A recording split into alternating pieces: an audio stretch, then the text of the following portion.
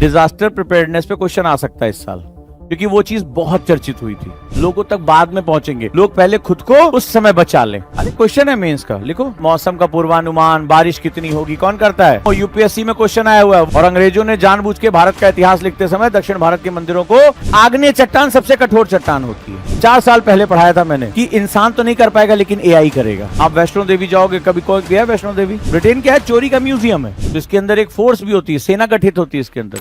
National disaster management authority क्या है? NDMA. NDMA मतलब डिजास्टर मैनेजमेंट रिलीफ। मैंडेट क्या है? लिखो एनडीएमए का मैंडेट क्या है? राष्ट्रीय आपदा प्रबंधन प्राधिकरण। कौन इसको कंट्रोल करता है? प्राधिकरण है ये। तो इसके अंदर एक फोर्स भी होती है, सेना गठित होती है इसके अंदर। तो लिखो एसडीएमए क्या है? State disaster management authority, SDMA. अगर गलती से आईएएस बन गए तो तुम्हें इसके साथ काम करना होगा, तुम्हारे अंडर में रहेगी। तो डिजास्टर मैनेजमेंट से एनडीआरएफ और एसडीआरएफ पे क्वेश्चन आता ही आता है, ये फिक्स पार्ट है, इसमें ज्यादा कुछ इधर उधर नहीं करना है। मैंडेट, बजटिंग, कार्यप्रणाली, आधुनिकीकरण, ये सब पूछा जाता है। और पिछले कुछ समय से इसका जो है उत्तरदायित्व और ज्यादा बढ़ गया है, क्योंकि भारत अब एक ग्लोबल पावर बनने के प्रयास में दूसरे देशों को भी सहायता भेज रहा है। जैसे अभी अफगानिस्तान में हुआ, तुर्की में हमने भेजा, नेपाल में भेजा था। तो हमारे पास अब जो है क्या हो रहा है, हम इसकी बजटिंग बढ़ा रहे हैं और हम जो है डिजास्टर प्रिपेयर्डनेस कर रहे हैं। अब लगा एक और वर्ड आया है, डिजास्टर प्रिपेयर्डनेस किसे कहते हैं? आपदा की तैयारी किसे कहते हैं? Disaster preparedness. GS paper 3, what in by disaster preparedness? कौन होगा जो आपदा के लिए तैयार रहेगा? What in by, what comes under the disaster preparedness? लिखो डिजास्टर प्रिपेयर्डनेस किसके अंतर्गत आता है, कैसे होता है? आपको पता है कि अभी कब क्या होगा? किसी को कुछ नहीं पता। So what do you mean by disaster preparedness? लिखो, क्वेश्चन लिखो। उसको ईडब्ल्यूएस बोलते हैं, अर्ली वार्निंग सिस्टम। लिखो अर्ली वार्निंग सिस्टम क्या है? डिजास्टर प्रिपेयर्डनेस पे क्वेश्चन आ सकता है इस साल, क्योंकि वो चीज बहुत चर्चित हुई थी। डिजास्टर प्रिपेयर्डनेस में अभी हाल ही में एक बहुत बड़ी चर्चा। डिजास्टर प्रिपेयर्डनेस क्या होती है? लोगों को सूचना दे दोगे, मान लो गलत सूचना दे दी, पैनिक हो गए लोग, तो भगदड़ में पता लगा भीड़ ही मार देती है हमारे यहाँ। मजाक मजाक में पुल पे 4 आदमी 15 आदमी कुचल के चले जाते हैं। हमने नहीं सुना मेले में भगदड़ मची, कुंभ में भगदड़ मची, फलानी जगह रेलवे के ब्रिज पे भगदड़। हाँ, वहां तक नहीं पहुंच रहे। डिजास्टर प्रिपेयर्डनेस वो टेक्नोलॉजी पार्ट हो गया, ईडब्ल्यूएस के अंदर आ गया। डिजास्टर प्रिपेयर्डनेस का सबसे कोर कॉन्सेप्ट क्या होता है? पढ़ा ही नहीं आपने इसका मतलब? हाँ, अभी ये बहुत चर्चा में आया था, बहुत चर्चा में आया था, इसलिए क्वेश्चन आने की संभावना है। ऑपरेशन सिंदूर, मैं बार बार हिंट दे रहा हूं, बहुत चर्चा में आया, बहुत चर्चा में आया। और आपने देखा ऑपरेशन सिंदूर से पहले हमने मॉक ड्रिल की थी, स्कूलों में कराई जाती है बच्चों की। अगर आपको पता होगा कि भूकंप आने पर मेज के नीचे, छोटे बच्चे तुमसे ज्यादा जानते हैं, होता है आग लगने पे मॉक ड्रिल कराई जाती है। तो डिजास्टर प्रिपेयर्डनेस में जो सबसे महत्वपूर्ण होता है, क्योंकि आप लोगों तक बाद में पहुंचेंगे, लोग पहले खुद को उस समय बचा लें। मॉक ड्रिल्स कराई जाती हैं, होती हैं फायर की, अर्थक्वेक की, बच के भागने की। तो डिजास्टर प्रिपेयर्डनेस में मॉक ड्रिल बहुत इंपॉर्टेंट होता है। बताया जाता है कि मान लो ट्रेन दुर्घटना है तो ऐसे हथौड़ी निकालना है, शीशा तोड़ना है। आपने देखा उसमें लिखा होता है इमरजेंसी एग्जिट विंडो। तो ये बहुत महत्वपूर्ण होता है। आपने देखा होगा जैसे एक्सप्रेसवे पे बस लड़ी, आग लगी, 30 लोग मारे गए। तो डिजास्टर प्रिपेयर्डनेस में अगर उस बस का मालिक बताए कि अगर कैसी कोई कंडीशन होती है तो यहां, अब वो जो शीशा होता है एसी में लगा होता है, वो आप तोड़ नहीं सकते मुक्का मार के, वो सिर्फ पिक्चरों में होता है। और पिक्चरों में इसलिए होता है क्योंकि वो ग्लास नहीं होता, वो शुगर जो चीनी होती है ना, उसको गला के बनाया जाता है। उसको ऐसे टच मार दो तो टूट जाए, बिखर जाता है शीशे की तरह। लेकिन रियल लाइफ में ऐसा होता नहीं है ना, आप रजनीकांत हो, लेकिन पिक्चर देखने का बड़ा गलत प्रभाव होता है। मैं जाऊंगा, घूसा मारूंगा, ठीक है, हड्डियां अंदर तक टूट जाएंगी, पता भी नहीं चलेगा। तो वहां पर ये अगर हो तो क्या होगा, लोग बच के निकल सकते हैं। तो mock drills are the most important to aware the public. तो डिजास्टर प्रिपेयर्डनेस के अंदर सबसे इंपॉर्टेंट कॉन्सेप्ट क्या आया? Mock drills. फिर ईडब्ल्यूएस, अर्ली वार्निंग सिस्टम।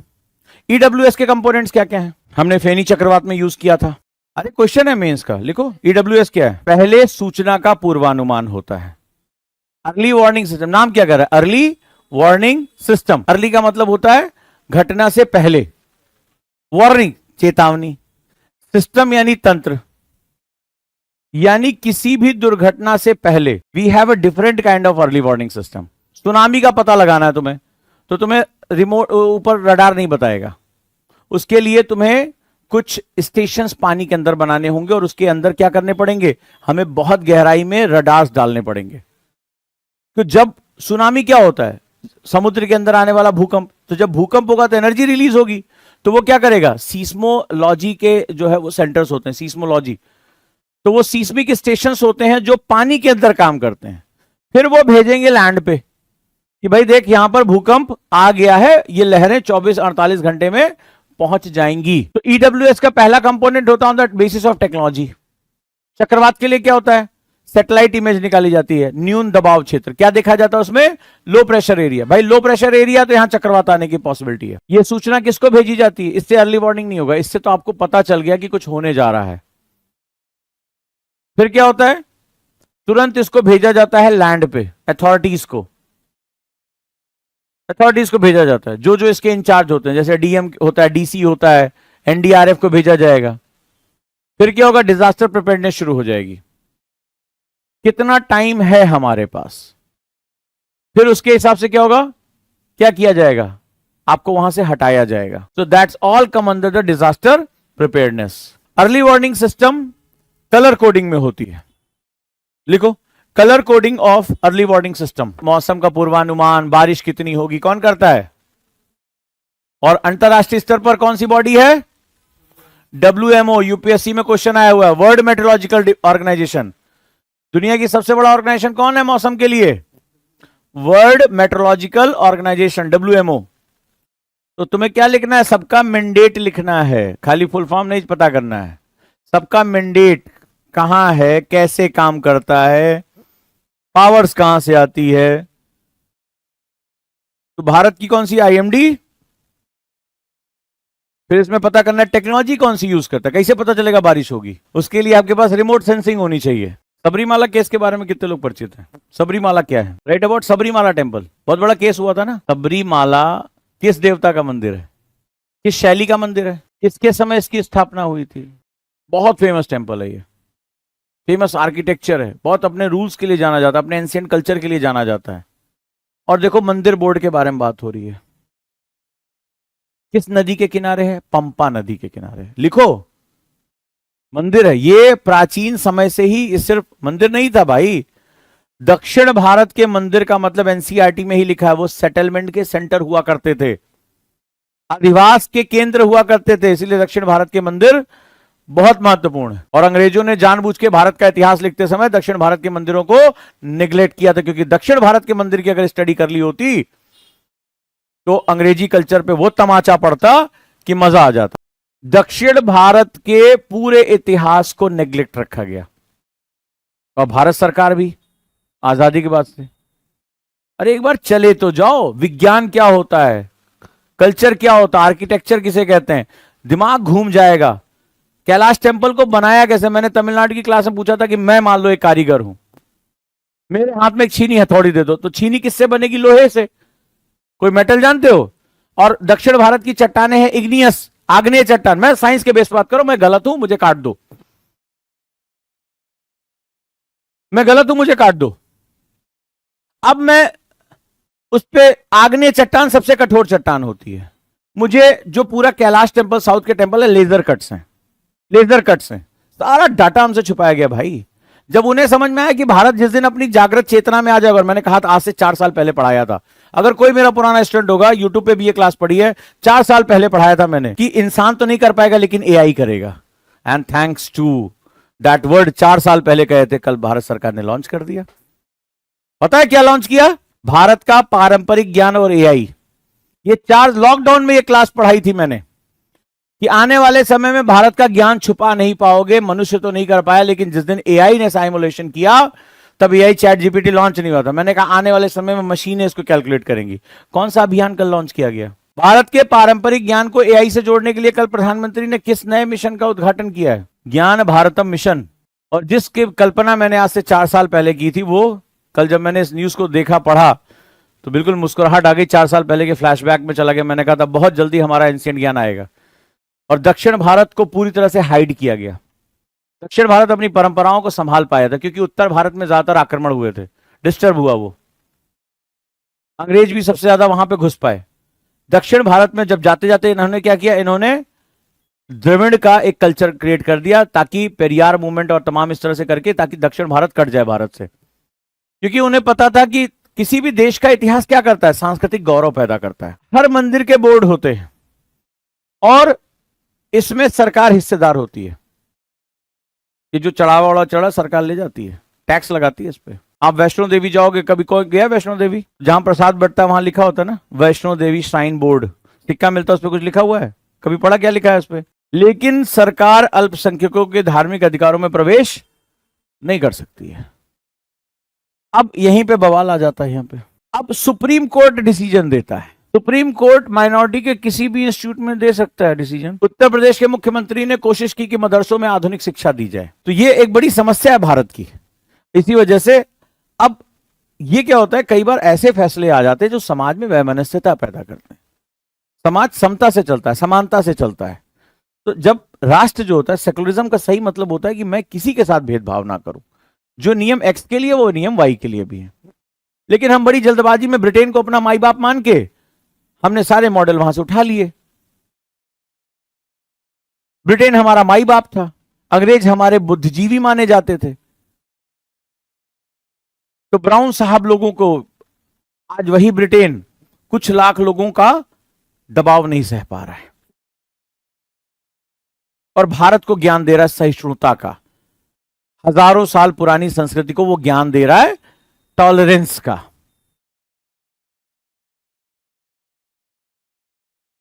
ये हमें ज्ञान देगा टॉलरेंस का। तू व्यापारी बन के आया था, तू हमारे सामने हाथ जोड़े खड़ा था कि हम तुम्हारे यहां कॉटन का बिजनेस करना चाहते हैं। तूने हमारे पूरे देश पे कब्जा कर लिया, 45 ट्रिलियन डॉलर की लूट कर ली, फिर भी हम तुझे थप्पड़ नहीं मार रहे हैं। फिर भी तेरे साथ हम जो रिश्ते बनाए रखे। टॉलरेंस कहते किसको बे? 190 साल की गुलामी हमने झेली, फिर भी तुझे कुछ नहीं कह रहे, तेरे ऊपर कोई आक्रमण नहीं कर रहे हैं और तू हमें टॉलरेंस सिखा रहा है। तू बोला भारत में रिलीजियस टॉलरेंस नहीं है, तू मीडिया की खबरें बना रहा है। तू अपने यहां देख, भारत में कोई भी धार्मिक चिन्ह लेके घूम जाए, देखो भी कितना बड़ा बॉल, भारत में धार्मिक उन्माद आ गया और तेरे यहां पूरे झंडों पे क्रॉस लगा हुआ है। बोला जा रहा तुझसे? नहीं बोला जा रहा है। ये तेरी सच्चाई यही है। 400 साल पुरानी संस्कृति क्या, उसको कल्चर भी नहीं कह सकते, सिविलाइजेशन भी नहीं कह सकते इसको। ये तो कुछ डाकू थे, समुद्री लुटेरे थे जो थोड़ा सा सिविलाइज हो गए दूसरों का पैसा लूट के। सूट भी नहीं इनका है, कपड़े भी नहीं इनके हैं, ये सब कुछ दूसरे जगह। चाय जो ये पीते हैं ना, वो भारत में पैदा होती, श्रीलंका में पैदा होती, चीन में पैदा होती है। जो इन्होंने बारूद बनाया शोरा, वो चीन और भारत से गया। जो इनके यहां रेशम की चीज है वो भारत और चीन से आया। इनका है क्या? इनका है क्या? कुछ नहीं है इनका। इनकी है केवल लूट की सोच।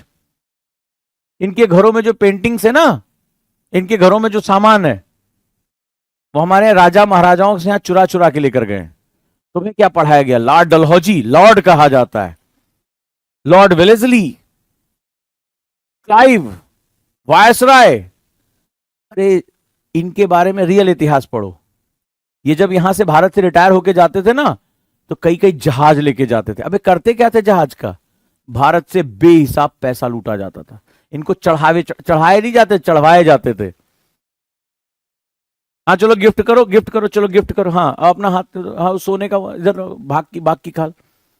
ग्वालियर के किले में चले जाओ, अंग्रेजों की फोटो लगी हुई है सामने, छोटे छोटे बच्चों से लेकर जो है वो जो वयस्क शावक, ऐसे 11-11 बाघ मार के बिछा रखे हैं और उसके शव पे ऐसे पैर रख के फोटो खिंचाए। अंग्रेज जाके ग्वालियर के किले में जाके देखिएगा, सिंधिया परिवार एकदम नतमस्तक। 11 छोटे बच्चों को मारा है, गोली मारी है, छोटे बच्चे जो बाघ के बच्चे हैं। भारत को इन्होंने शिकार का बना रखा था, इंजॉयमेंट का सेक्टर था। और वो खाले लेके जाते थे, वो सोने चांदी तलवारें वो जाके रखते थे गिफ्ट के नाम पे। हम इतना गिफ्ट दे रहे हैं, वाह। तो ये कभी नहीं कि इतिहास में बताया गया कि ये जो लॉर्ड डलहौजी था, वेलेस्ली था, क्लाइव था, ये सब चुट्टे थे। 4-4 5-5 जहाज लेके यहां से जाते थे, सोना चांदी शोरा। और जानते हो वहां जो रिटायरमेंट के बाद क्या करते थे? इसी सामान से बिजनेस करते थे, इसी सामान से बिजनेस करते थे। ये एक ब्रिटेन क्या है? एक चोरी का म्यूजियम है। ब्रिटेन क्या है? चोरी का म्यूजियम है। हर आदमी दुकान खोल के, और वहां पे खबरें फैलती थी, अच्छा ये राजा महाराजा का है। अच्छा हमारे यहाँ साइंस एंड टेक्नोलॉजी बहुत अच्छी थी, वो जाके दिखाते थे, देखो ये पानी रखने का पात्र है। इसमें कहते थे जैसे चाइना प्लेट हुआ करती थी एक, तो उसमें क्या, अगर खाने में तुम्हारे जहर मिली है तो प्लेट टूट जाती थी, अपने आप टूट। अगर खाने में आपने कुछ भी, अगर आपने अडल्ट्रेशन किया, उसमें जहर मिला है, वो प्लेट अपने आप टूट जाएगी। ये ले जाकर उसको बेचते थे दुकान खोलते थे यार ये सब, और दुकान खोल के भारत का सामान बेच बेच के पैसा कमाते थे। फिर वो पैसा लाते थे यहाँ के चाय के बागानों में लगाते थे, यहाँ श्रीलंका में। इन्होंने अपनी सेटिंग कर रखी थी कि ब्राउन टाइप के जो अंग्रेज है वो यहाँ पे शासन चलाएंगे, तो फर्स्ट क्लास चल रहा है। क्योंकि भारतीयों के जो, उन्होंने एक स्टेटस सिंबल बना रखा था, अंग्रेजी अच्छी आती है, हमारे साथ चाय पियोगे। हाँ, लुटियंस क्यों बनाया गया था? इसीलिए बनाया गया था। खान मार्केट क्यों बनाया? इसीलिए बनाया गया। बोले आपका एक बंगला लंदन में रहेगा, ठीक है भाई साहब। जितने नेता हैं सबके बंगले लंदन में हैं, सबके, भारत और पाकिस्तान दोनों। आपको यहां आके रहना है, मस्त रहो, तुम्हें स्टेटस दे देंगे। दे दिया।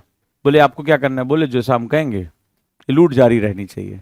बस वो लूट अब हम डायरेक्ट नहीं करेंगे, आपके थ्रू होगी। इसीलिए हमारी किताबों में उठा के एनसीईआरटी 12वीं तक की पूरी चेक कर लो, कि देख लो, किसी भी इतिहासकार की देख लो, इतनी भयानक त्रासदी हुई है। हमारी किसी भी किताब में अंग्रेजों के शोषण का अगर कभी भी कड़े शब्दों में बात की गई हो, बड़े मुलायम मुलायम शब्द थे। आप पूरी किताब को किसी दिन थोड़ा और मैच्योर हो जाके पढ़िएगा। अंग्रेजों की गुलामी की भर्त्सना नहीं की गई है, हमारे वीरों के साहस की बात की गई है। नोटिस करके देखना, महात्मा गांधी की, जवाहरलाल नेहरू की, वो जेल गए थे, इसके बारे में बहुत कुछ लिखा है। जरा जेल के बारे में पढ़ लो, आज अपना हॉस्टल छोड़ दोगे। उनकी जो जेल थी, अल्मोड़ा में थे, बरेली जेल में रखे गए थे, बीमार पड़ गए। तो अल्मोड़ा बहुत खूबसूरत सा हिल स्टेशन है, बड़ा साफ सुथरा कमरा, बहुत बड़ा, फोटो मैंने देखी है, खिड़कियों से वादियां दिखती हैं, वो जेल थी। भाई साहब तुम लोग आज जाके शिफ्ट हो जाओगे जेल में, नौकर चाकर मिले होते साफ सफाई के लिए, कौन ना जाए ऐसी जेल में, हिल स्टेशन पे फ्री की जेल। ये जेल थी, और बाहर दिखाया जाता था देश के लिए त्याग में गए। अंदर पिताजी सेटिंग करके आए, बरेली जेल में बच्चे की तबीयत खराब हो गई, अल्मोड़ा में शिफ्ट करो, उसको स्वास्थ्य लाभ लेना। अबे स्वास्थ्य लाभ को जेल नहीं कहते, जेल काला पानी होता। कभी तुमने सुना इनमें से कोई काला पानी गया था? कभी सुना? जेल में किताबें लिखते थे, लाइब्रेरीज मिली हुई थी, तुम्हें यहां ना मिल रही है। तुम्हें मिली लाइब्रेरी? जेल में किताबें लिखी हैं, और बोला जाता था देश को बताने। अच्छा, किताब लिखने के लिए मुझे रेफरेंस बुक्स चाहिए होगी ना, रेफरेंसेस चाहिए होंगे, इसका मतलब है मुझे सारी किताबें अवेलेबल होती थी। कैदियों की डिमांड पे क्या अवेलेबल होता है भाई? अगर कैदी अगर हो तो कैदी तो वो पटरे वाला पहन के और सुबह शाम वो पत्थर तोड़ता है। पिक्चर में ऐसे दिखाया गया ना, पैरों में जंजीरें होती हैं, हाथों में। तुमने कोई फोटो देखी कि जो है हमारे जो है, जिनको कहते हैं, उन्होंने हाथ में से, कैदी तो ये होता है ना, और उसको सशक्त जो है वो सश्रम कारावास दिया जाता है। तुम्हें पता है कहां रखा गया था गांधी जी को और जवाहरलाल नेहरू को? आगा खां पैलेस में। हिस्ट्री के टीचर, पैलेस में जेल मिले, कौन कौन चलेगा? हाँ सब चलेंगे यार। आगा खां पैलेस में जेल मिल जाए, 15-20 नौकर, क्या दिक्कत है बताओ? कौन चलेगा बताओ जेल में? आगा खां पैलेस में अगर जगह मिल जाए तो, मलमल के गद्दे, कालीने, हाय ऐसी जेल भारत को बार बार मुबारक हो। और बाहर जनता को बताया जाता था कि हमारे महापुरुष जेल में हैं, और यहां आधा देश तड़प रहा है, काश हमें भी ऐसी जेल मिल जाए। ऐसा थोड़े ना होगा वहां एल्युमिनियम की प्लेट लेके और हाथ पैर में जंजीर लगा के लाइन में लगे हुए हैं कि दाल का पानी दे दो, रोटी जो है उठा के दे दो। नहीं भाई साहब, डाइनिंग टेबल पे खाते थे। पैलेस था, पैलेस। क्या लगा था? आगा खां पैलेस। और जेल नहीं होती थी, नजर बंद होता था। तो ऐसा दया क्यों? सावरकर को तो काला पानी भेजा था, जाओ काला पानी। वहां कैदियों को जब पीटा जाता था तो उनका ही टॉयलेट उन्हें खिलाया जाता था। आप कभी पढ़िए काला पानी के बारे में। काला पानी जानने का मतलब होता था कि शरीर और आत्मा अब अलग अलग होंगे, अब जिंदा नहीं लौटोगे। काला पानी की यातनाओं के बारे में पढ़िए, उसको जेल कहते हैं। कैदियों को सोने नहीं दिया जाता था, 2x2 की अंधेरी कोठरी में रखा जाता था, आप यातना से चिल्ला चिल्ला के मर जाओ। भय से। आप उसको उसको कहा जाता है जेल। अल्मोड़ा के पोस्ट ऑफिस में बंद कर दिया गया, आगा खां पैलेस में रख दिया गया, हाय क्या बात है। तो ये बातों का मतलब क्या है? ये बातों का मतलब है कि हम जिस चीज को, जिस कॉन्सेप्ट को उधार लेकर चले आए, वो हमारे देश को बनाने के लिए नहीं था, वो हमारे देश को मिटाने के लिए था। हमारे कॉन्सेप्ट में रिलीजन वर्ड का कॉन्सेप्ट ही अलग है। पंथ का मतलब होता है अपने ईश्वर को प्राप्त करने के लिए कोई भी, आप मान लो हिंदू धर्म की बात करते हो, अब इस्लाम और हिंदू धर्म में लड़ाई हो सकती है कि हम भाई बुत परस्ती गुनाह है, हम आइडल वर्शिप नहीं करते हैं। तो हिंदू धर्म में भी कई ऐसे सेक्ट्स हैं जो आइडल वर्शिप नहीं करते। हमारे यहां भी मूर्त और अमूर्त का कॉन्सेप्ट है। ऊर्जा की पूजा करने वाले बहुत हैं, यानी वो क्या है, और हमारे यहां नास्तिकों का भी सम्मान है। अगर आप किसी को भी नहीं मानते तो भी आप रह सकते हैं, आप शैव हैं, वैष्णव हैं, ठीक है, आप जो है वो अलग अलग पंथ सबका। हमारे यहां पंथ का कॉन्सेप्ट ही अलग था। हमारे यहां धर्म मतलब ड्यूटीज हुआ करती थी, राजा का धर्म, प्रजा का धर्म, शिक्षक का धर्म, स्टूडेंट का धर्म। तो ये जो सेगमेंट है वो होता है कि देश को बांटा कैसे जाता है। तो चलो आर्किटेक्चर लिखा, अरे दादा रे, गया चोरी हुआ सामान, ये जाता है वहीं। दुनिया का सबसे बड़ा म्यूजियम कहां है चोरी का माल? ब्रिटेन। जो कहीं नहीं मिलेगा वो कहां मिलेगा? ब्रिटेन। चलो भाई।